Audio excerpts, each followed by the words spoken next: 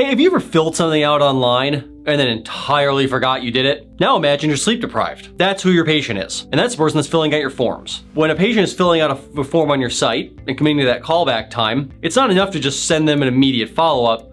We have to remind them that you're going to call them. And so that's where your website should have automated appointment reminders connected to that form on your site. This isn't rocket science. We didn't invent this. Most medical facilities and websites, and maybe even your dental office, already has said something in the past. Ours can work a little different and to be tailored for sleep. So what you want to do is you're going to have your immediate follow-up reminders confirming the appointment via text and email. It's very important that it also includes text, as this is how most of your patients are going to want to choose to engage with you.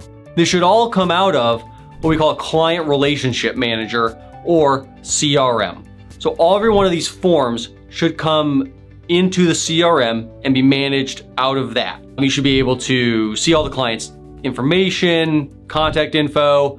Are they responding to text messages? Are they opening the emails? This shouldn't replace your EMR. You should still keep your EMR for patient records.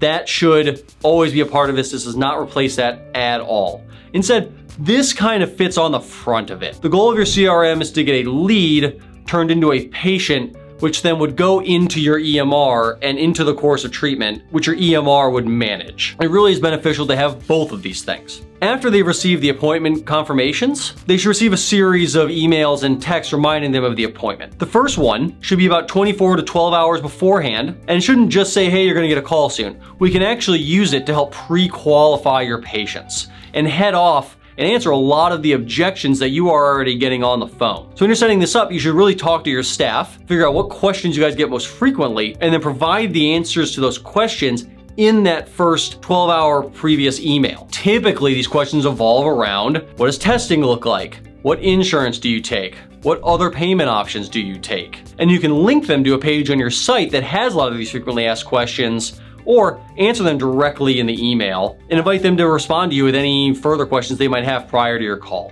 After that, you should send them an email an hour before the call. And then the magic trick, your system should text to them 10 minutes before you're about to call them. This is gonna get that patient ready for that call, make sure that they're by their phone and ready to receive a call from an unknown number. You shouldn't be doing any of this. This should all be automated up until your staff gives that patient the phone call. This is just the beginning of what should be an ongoing automated communication tool for patients to get them from lead to patient. Now, the important thing to make sure of when you're building a system like this is that the systems that you use are HIPAA compliant, which drastically limits the number of platforms that you can use when you're doing automated texting and emailing. Two of the platforms that we've liked are ActiveCampaign and Keep, formerly called Infusionsoft. The important part is that these platforms are both HIPAA compliant and they will sign a BAA with you. This is just the beginning of what can be an ongoing